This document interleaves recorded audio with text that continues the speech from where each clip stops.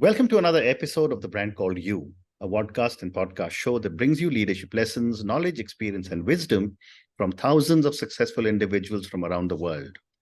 I'm your host, Ashutosh Garg, and today I'm delighted to welcome a very, very successful entrepreneur, a fellow member of the YPO from Manila, Philippines, Mr. Nicolas Bivero. Nicolas, welcome to the show.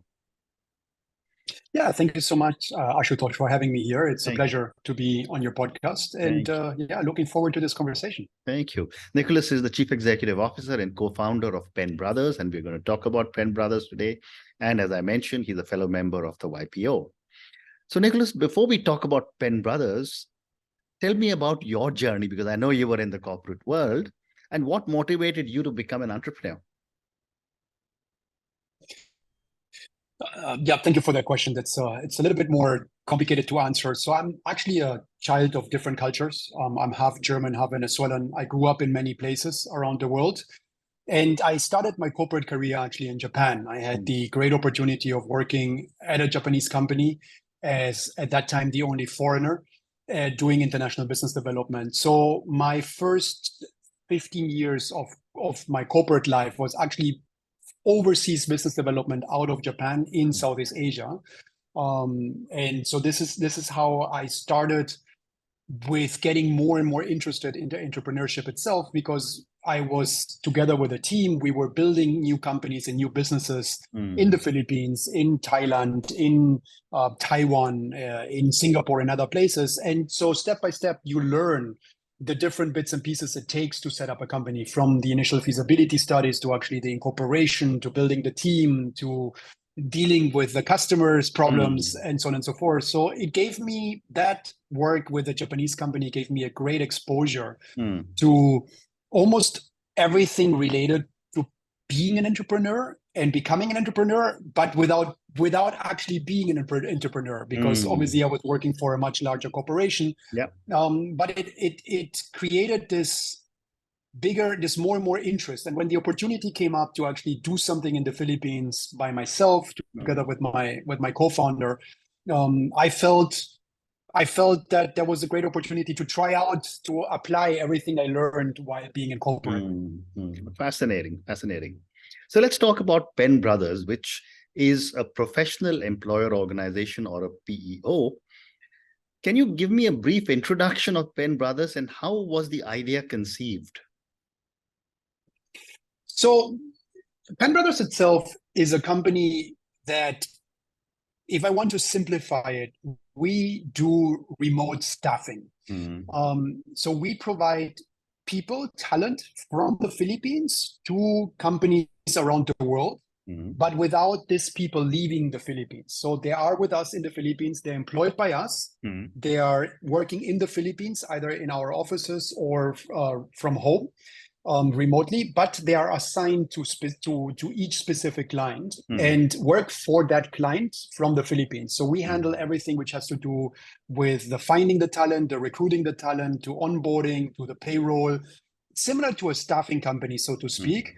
And then we assign the person to the client. It can be, for example, an accounts payable person. It can be a CAD engineer. It could be an architect. It could be a full stack developer. So it's a very wide range of talent that we find in the Philippines and then provide to our clients overseas. And the reason why we started, to answer the second part of your question, is because my co-founder and best friend in 2014 had just raised, he had his own young startup, and they had just raised Series A and were looking to scale. So they needed to hire quite a significant amount of people. And there was a very wide range of people they needed. They needed people for their tech product. They needed people for accounting. They needed salespeople. They needed customer support people. And I was already based in the Philippines, working for the Japanese company I mentioned before. And he was visiting me and telling me about this challenge and this problem. And I looked around and I pointed to him at all the BPOs. And I'm like, well, if the big Fortune 500 companies can hire really good people in the Philippines through the BPOs, I'm sure we can find also really good talent for a startup, for a young company, for an SME. And so that's how the whole idea started. We decided to give it a try. So we hired initially as freelancers 2 or 3 people for his company. And he and his partner were delighted. with the quality, with the English skills, with the friendliness of the Correct. Filipinos, the commitment of the Filipinos. So they were very happy. And then the next step was, well, this is clearly working. Let's, set it up properly. Let's set up a company. Let's hire people who can help with recruitment, people who can help with the payroll, people who can help with the taxation. And let's see if it works. And if there are more companies like his out there who could really benefit from the Philippine talent and the service. That's how it started originally. Amazing. Fantastic. Thank you. Great response. And as a co-founder, what have been some of the most challenging aspects of building Penbrothers? And how did you overcome some of these challenges? Well, we started in 2014, and there have been a lot of challenges along the way. Clearly, at the beginning, when we were starting, because we were shoestringing the whole organization, one of the main challenges was, how do we find the right people who can help us grow the company and provide a good service to our clients without running gigantic cash flow deficits, because we did not raise money from a venture capital arm or from anybody. We basically put our own savings into this. And there was obviously finite amount of funds available to make this work. And so there was clearly a trade-off between what we could afford and what we actually wanted to offer to our clients and our employees. And so we very slowly, we had to improve this step by step and grow it slowly. We were not in a situation of raising funds to hyperscale, but we also, to be fair, didn't want to hyperscale. That was not something we were very keen on, because we always believed from day one, it's about the quality of the service, not the quantity. That was a problem, for a challenge we had to encounter, and it took us time to get out of it.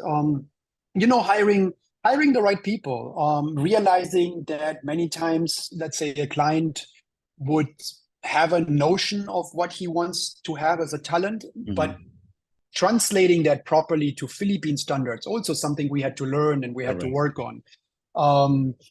Then later on, for example, once we started growing faster, obviously dealing with the standard daily operational issues, like clients suddenly coming and saying, I need 30 people and I need them by next week. And we're like, well, that's not going to happen that easily. We need to still find them, go through the interview process. So things like that. So, but I mean, you learn, you adjust, you adapt, and you improve step by step. I think the biggest challenge was COVID, to be very honest. COVID was very scary at the beginning. And I think that was very scary for everybody. I agree. My next question to you, Nicholas, is, that over the years, how do you think the PEO landscape has changed? And what is technology going to do, especially all these AI-based technologies that are coming in? How is that going to impact a lot of the work you are doing?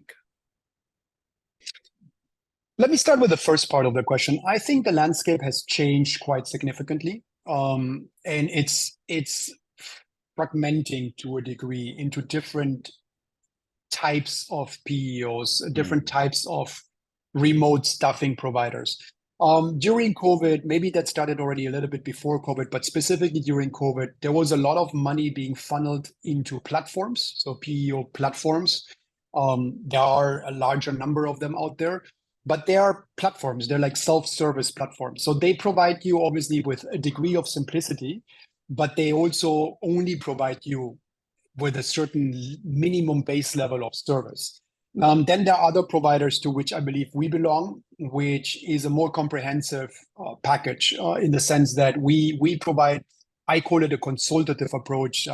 Maybe there's a better word for that, where we try to be the local partner of our clients for them to better understand what is the talent, how Filipinos work, how to motivate Filipinos. We help with learning and development. We help with doing offsites, doing team building events. And so we help a lot with making the people and the clients feel taken care of and taking care of them in actuality, which the platforms don't work on. But obviously now coming to your second part of the question, before I go to the AI, we do invest, and I think most of our similar companies like us invest quite a significant amount in our IT tech, in our development of our own proprietary systems, so that we can provide all our services in a better, faster, less prone to mistakes.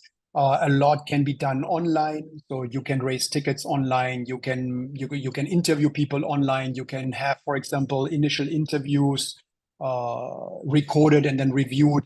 So there's a lot of that type of things happening, which I think it's part of how businesses in the futures will be more and more using tools. Like nowadays, Google. Before Google was used only for Googling. Nowadays there is Gmail. There's all kinds of the corporate system behind it. And then the last part of your question about AI, from what I believe and what I see so far, AI, if anything, is going to help our businesses in the sense that you can actually make people more productive. You can actually take away a lot of the tediousness of sometimes the work they were doing. The talent that we have in the Philippines, take a customer support agent. So a customer support agent with AI now can actually provide even better customer support and provide that maybe at a quicker. Or marketing team can now can churn out or turn around campaigns faster and better using AI, and that allows them also more time. Instead of being there typing, they now can also spend more time maybe strategizing or ideating and things like that. So I think AI overall is like any tool. It will help us. It will help us to become more efficient and better. But yeah, I also believe that for some roles over time, it might make them redundant because certain things might be AI can take care of them by themselves. But at the end of the day, once you want to provide real customer service or real intelligent output, you still need a human brain to help, at least for the foreseeable future. Maybe in 20 years or 10 years, I don't know. I'm not an AI specialist. That will be different, but hopefully not. Otherwise, we all don't have a job anymore. Fascinating. And, Nicholas, I don't know much about PEO, but which are some of the other countries that are big in PEO, and how do you differentiate Penbrothers? I mean, other countries, so overall outsourcing, offshoring, PEO and BPOs and everything related to that universe. I mean, those are obviously India is huge, and it's a very, very, very massive, big country. Bangladesh is coming. I know, and I believe there are a few YPOs also active in that type of business in Nepal, for example. Then other countries which are big is South Africa is becoming bigger, has a big business like that. Then, to be honest, South America, obviously for the Spanish-speaking world, is quite big. So you have Colombia, Costa Rica. I mean, actually, most of Central America, most Caribbean, even where I'm from, Venezuela has BPOs and related businesses because of the Spanish-speaking. So it is quite a big business around the world. And I believe it's becoming even bigger for various reasons. One is obviously companies are always on the lookout to save cost and to reduce their payroll billing. Number two is also lack of talent, lack of people. So if you let's take as an example, the other country I'm from, Germany. Germany is, and my statistics might be a little bit off, but from what I understand, losing about 500,000 people a year because of retirement. The baby boomers are retiring. And so those people need to be replaced, and Germany is not replacing them by immigration. So you need to replace a lot of those people differently. And so those companies are looking more and more at how can I do this remotely? How can I do this? Because also COVID has changed the way companies look at talent. Talent pool is more global now. Before it was more local, now it's much more global. So I think the business itself is growing quite fast, and it's going to continue to grow quite fast. My next question, and I've often wondered about this, is organizations like Penbrothers probably have clients in different parts of the world. How do you ensure compliance with local laws and regulations when providing PEO services across so many different countries? Yeah, so in our case, we chose from a very early stage not to become a platform and providing PEO services across the world. We provide our service uniquely in the Philippines. So all our employees are in the Philippines, and we are obviously compliant with all the laws here in the Philippines, from tax to labor to safety and so on and so forth. And obviously, sometimes we do have clients who ask us like, hey, I also would like to hire this person from Indonesia or this person from Vietnam. Can you help us? And then what we do is we point them, or we introduce them to partners we have in those countries, and we don't do it. And the reason why we decided not to go that path is because I actually think it's very difficult to be compliant in many different countries at the same time. I personally, but this is my very personal opinion, I wonder if the big platforms are truly compliant or not. But that's my very personal opinion, and I have no basis to say yes, they are, or no, they're not. But I believe it's very difficult because you definitely need local people and local knowledge for every one of those countries.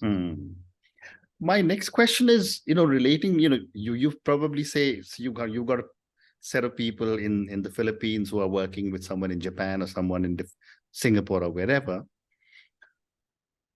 Two related questions. Number one is, how do you find the right talent to be able to work with a different set of organizations? And number two, how do you manage the cultural differences that there are bound to be between people who are from the Philippines and, say, people from some other country? It's a question, and that's the most difficult part at the end of the day. So starting with the talent, finding the right talent. So we obviously have our own in-house recruitment team to find the talent. But we nowadays, coming back to the consultative approach, start from the initial first meeting with a potential client in already bringing in different parts of our team to calibrate with the potential client from the get-go. What is it they're looking for?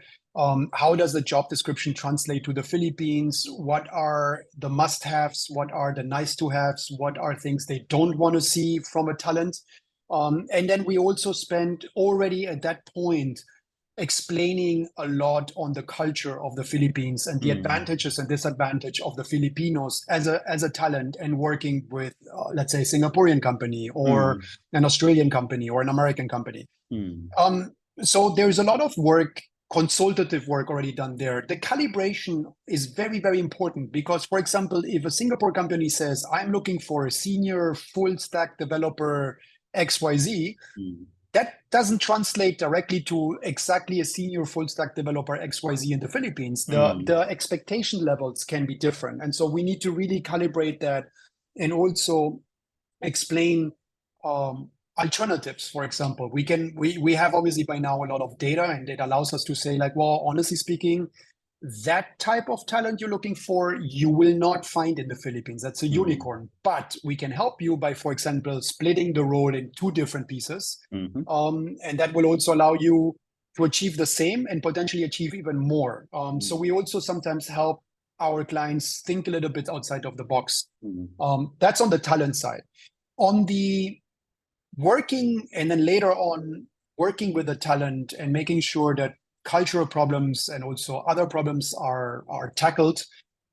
We do spend a lot of time, our customer success team spends a lot of time talking to the clients, troubleshooting with the clients. We also do a very detailed onboarding of new clients, not only in the sense, okay, this is our process, this is how we do things, but also on the culture. So this is the Philippine culture. This is how the Philippine culture, for example, is different to the Singaporean culture.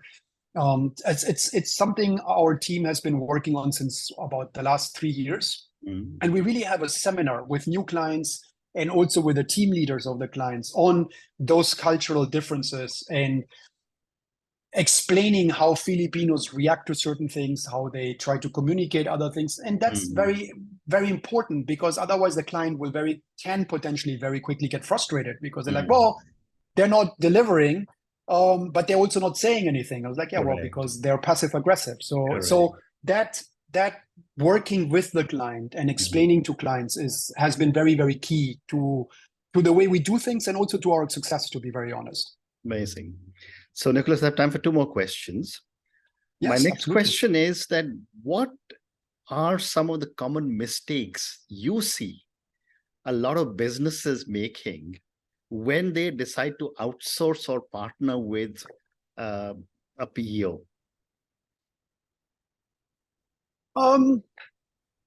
Yeah, I want to be careful with this answer because it can also sound very self-serving. So I'm gonna try not to be, but Okay. on the one hand, I think at the end of the day, if you're looking for good talent, then maybe you need to also be aware, you need to make sure that whoever you partner with honestly has the systems and has the people in place to take care of that talent. It's for us, it's very, very important that we do take care of the talent. We make sure the people feel taken care of, are taken care of. If they have problems, if they need to go to the hospital, if they have family members who get hospitalized, that we are there and we support them. Because at the end of the day, we believe that for our clients, we are an extension of their company and their HR team, but in the Philippines. And if you choose the wrong partner, then potentially that's not the case. They might actually not properly pay taxes for the employees, or they might give them a bad insurance policy or no insurance policy, or do all kinds of other things to increase their margin, which I personally find to use a stronger word, actually quite despicable, because you're taking away from people. But so finding the right partner, I think it's important. And that cuts both ways. We also, in our initial meetings with a potential new client, make sure that we understand what is this person or this company looking for. Because if they're really looking for a partner who finds the cheapest talent and the cheapest cost possible, we walk away and we're not interested in that. That's not why we're doing this. So that's one. The other thing is, I think, really understanding the quality of the service you want to have, and then finding the right partner for that quality of the service. I don't know if I answered completely the question, but that's, I guess, one of the things. You answered it. I think great response. And my last question to you, Nicholas, and this is for the thousands of people who will listen to our conversation, and I'm going to take you back to your entrepreneurial journey. What would you say are three lessons you would want our viewers and listeners to take away from your conversation, from our conversation, and from your learnings as an entrepreneur? Thank you for that. That's an interesting question, quite challenging. I think the first one from an entrepreneur perspective is try to build as quickly as you can a team of good people around you. And it doesn't mean, go crazy and spend a lot of money, but try to spend more time interviewing and selecting really good people, because with a good team, things improve quickly and things are easier. Because honestly, as an entrepreneur, we believe we can do everything, but in reality, we cannot. And a one-man show is also not scalable, and it's also cannot survive long-term because you cannot do it forever. So that would be one element. The second element, or the second point, would be also be patient, honestly speaking, as from an entrepreneur perspective. Things take time. And I'm personally not the most patient person, but I have learned over time that things take time, because at the end of the day, in any organization, I do believe we're dealing with humans and people and teams.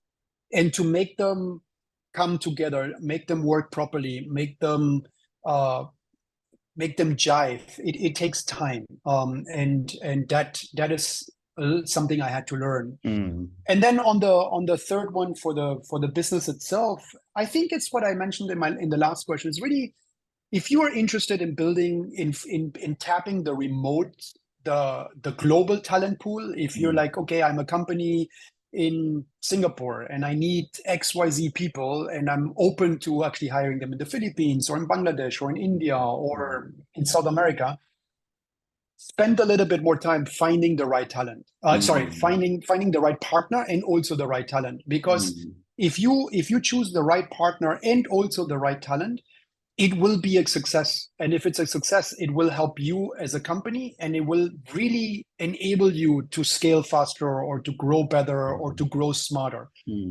But again, it takes time. It's not like, let me find the first person out there. Correct. Spend a little bit more time selecting both the partner with whom you're doing this, as well as selecting the person itself that you're going to employ through that partner. Amazing. Thank you. And on that note, Nicolas, and your 3 amazing lessons, try to build a team as fast as possible around you, because having a strong management team around you is probably one of the biggest requirements for any entrepreneur. You can't do everything on your own. Second, you said was be patient. Whatever you're doing takes time. And the third one, which is so powerful and so important, that if you're looking at other locations, find the right partner and take your time in finding the right partner. Thank you so much for speaking to me about your own amazing journey. Thank you for talking to me about Penbrothers. I've learned many new things from you about this whole PEO space, the professional employer organization space. Thank you also for talking to me about the advantages and disadvantages that a lot of customers will have if they outsource their requirements to organizations like yours. Thank you for speaking to me, and good luck. Yeah, thank you so much for having me. And yeah, it was a pleasure. Thank you so much. Thank you. Thank you for listening to the Brand Called You videocast and podcast, a platform that brings you knowledge, experience, and wisdom of hundreds of successful individuals from around the world. Do visit our website, www.tbcy.in, to watch and listen to the stories of many more individuals.